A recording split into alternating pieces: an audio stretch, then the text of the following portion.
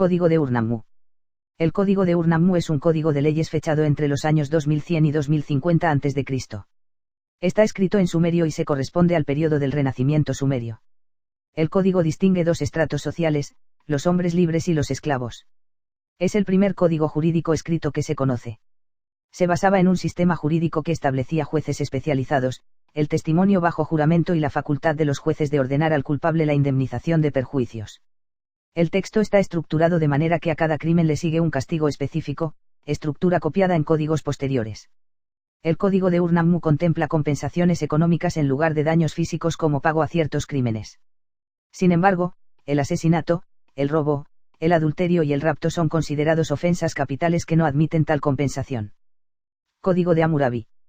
Este Código de Hammurabi, que constituye la primera gran recopilación de leyes escritas de la historia de la humanidad, fue esculpido en una serie de estelas que se repartieron por diferentes ciudades del reino. Las leyes establecían una proporcionalidad jurídica entre la agresión o daño y el castigo, teniendo en cuenta la intencionalidad y la clase social a la que pertenecía la víctima y el agresor. El Código de Hammurabi diferenciaba tres clases de individuos: los súbditos o siervos, normalmente sometidos a cargas agrícolas, muskenun, la élite de hombres libres, awilum, y por último los esclavos, bardum, que podían acceder al estatus de muskenun comprando su libertad. El Corpus Iuris Civilis.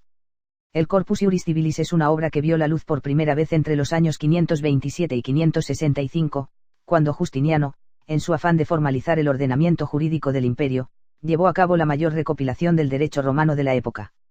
Esta acción fue el resultado de un proceso que venía desarrollándose desde el gobierno de Constantino, 306-337 DC, debido a que la práctica, de los emperadores, llevó a un uso indiscriminado y generalizado de los rescriptos, por lo que Constantino afirmó que estos no podían contradecir el Aeius, el cual solo podía ser derogado por razones de equidad y en casos concretos por el emperador, asumiendo en forma exclusiva la atribución de examinar la interpretación interpuesta entre la equidad y el derecho. En otras palabras, el emperador Constantino dio el primer paso para declarar la superioridad del derecho sobre la casuística jurídica, lo cual llevó a que los juristas romanos se vieran obligados a acudir permanentemente a los edicta o lex generales, es decir, a las normas de contenido general y abstracto dictadas por el emperador para dirimir cuestiones jurídicas. Edicto de Clotario II. El Edicto de Clotario II o Edicto de París, fue promulgado por Clotario II, rey merovingio de los francos, el 18 de octubre de 614 en París. Ese mismo año dicta el Concilio de París, por el cual la monarquía merovingia autolimita seriamente sus atribuciones en provecho de la nobleza y el clero. Siembra con ello la futura perdición de su dinastía, pues las consecuencias de estos actos las deberán sufrir sus sucesores. Constituye uno de los instrumentos legales más importantes del período merovingio de la historia de Francia, y un hito en el desarrollo de la monarquía francesa. Se trata del último de las capitularias merovingios, una serie de ordenanzas legales que gobernaban el funcionamiento de la Iglesia y la monarquía. Capitular de Quierci. La capitular llamada de Quierci fue promulgada el 14 de junio de 877 en Quierci-sur-Oise por el emperador Carlos el Calvo. Llamado a socorrer al Papa Juan VIII, amenazado por los musulmanes, Carlos el Calvo emprende una segunda expedición a Italia. Previamente reúne una asamblea en Quierci para controlar la buena marcha de su imperio. Se trata de los artículos que regulan la cuestión de los honores laicos y eclesiásticos que serán ocupados en este periodo. 1. Los obispados vacantes serán sometidos a un consejo de gestión a la espera de la decisión del emperador. 2. Si un conde muere, su hijo primogénito asistido por el obispo y los principales oficiales del condado, administrará el condado. 3. Si un vasallo muere, su viuda y sus hijos dispondrán provisionalmente de sus beneficios. 4. Si el emperador muere durante la expedición y un grande se retira a un monasterio para rezar por su salud, su hijo o un pariente hereda sus beneficios. Habeas corpus. Desde el año 1215, en que se firmó la Carta Magna, hasta 1679, rigió el principio de la libertad individual para todos los súbditos ingleses, pero este principio fue fácilmente burlado por los que disponían de la fuerza como supremo argumento. A eso se debió la ley de habeas corpus dictada en 1679 con el propósito de garantizar la efectividad de aquel principio. El habeas corpus, consagrado por la ley de 1679, es una institución que garantiza la libertad individual poniendo al alcance de los individuos un medio expeditivo de obtener de inmediato el amparo de los magistrados. Las 7 partidas. Las 7 partidas fue un cuerpo normativo redactado en Castilla por la época de Alfonso X. Estos documentos intentaban crear un código jurídico unificado en el reino, algo que se puede observar con el título original que recibió la obra Libro de las Leyes, que posteriormente sería cambiado en el siglo XIV al de 7 partidas. La obra en sí se puede considerar como uno de los legados más importantes de Castilla.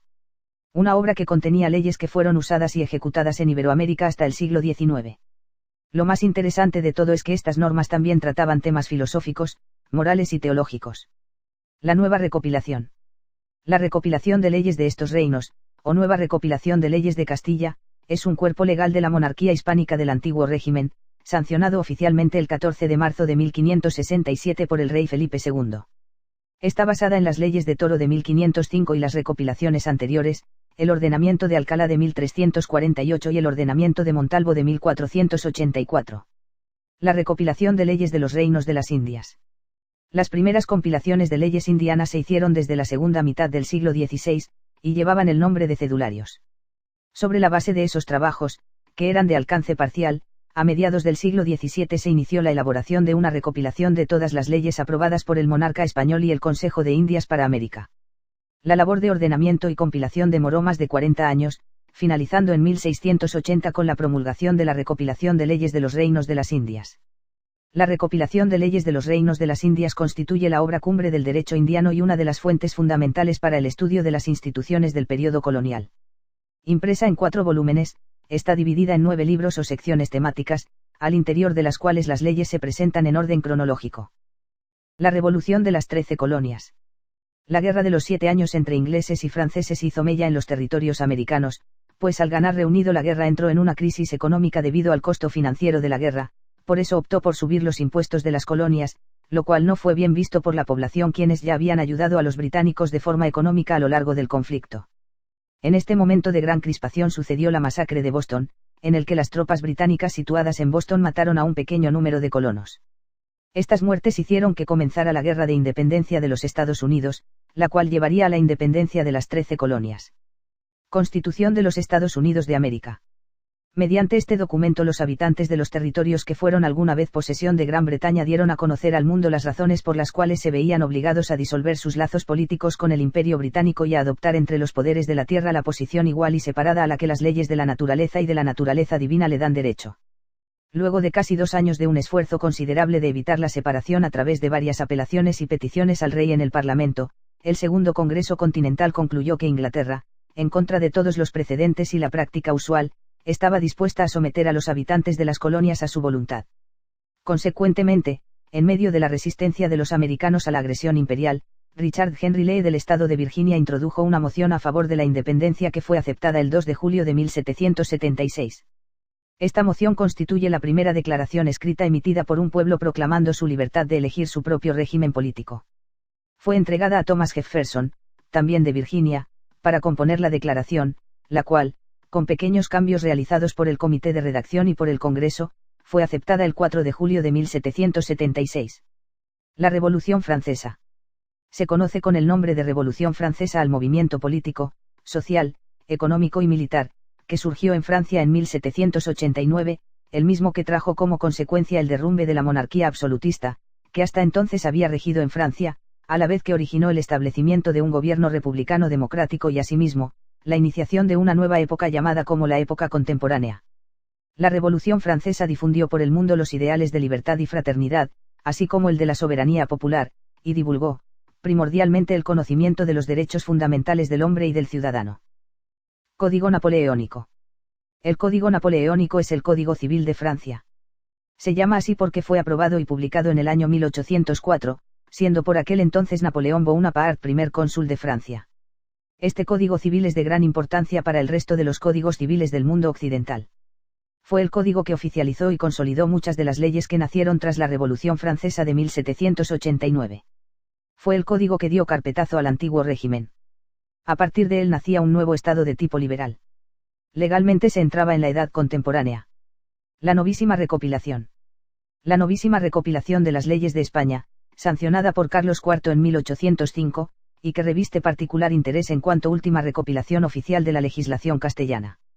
Dividida en 12 libros y 340 títulos, contiene más de 4.000 leyes, autos y pragmáticas. La edición incluye también el suplemento de los años 1805 y 1806, así como los índices de los libros en que se divide esta obra, que constituye antecedente inmediato de nuestro ordenamiento jurídico y fuente a la que aún hoy ha de acudirse en alguna ocasión. Fuentes del derecho. Se indicaron las fuentes del derecho en la nueva república, las cuales son, las decretadas por el poder legislativo, las pragmáticas, cédulas, órdenes, decretos y ordenanzas del gobierno español sancionadas hasta el 10 de marzo de 1808, las leyes de recopilación de Indias, la nueva recopilación y las 7 partidas. En 1822 el vicepresidente Francisco de Paula Santander crea la Comisión Legislativa para elaborar proyectos de ley teniendo en cuenta los códigos civiles y penales europeos. Fuera de la legislación de Indias y el derecho español, rigieron en la República las leyes expedidas por el Congreso desde 1825 y que tenían primacía en su aplicación. En 1829 Simón Bolívar ordena crear una comisión que redactará un proyecto del Código Civil basado en el Código Civil francés. En 1840 Chile crea la Comisión de Legislación del Congreso Nacional para que, junto a Andrés Bello, redactase el Código Civil. En 1852 presenta el Código terminado y en 1855 es aprobado como ley nacional en Chile. En 1858 el Estado soberano de Santander adoptó con pocas modificaciones el Código de Bello, luego Cundinamarca y Cauca en 1859, Panamá en 1860, Antioquia y Boyacá en 1864, y el 26 de mayo de 1873 por iniciativa del presidente Murillo Toro se adoptó como Código Civil de la Unión. Esta decisión fue ratificada en el régimen de 1886.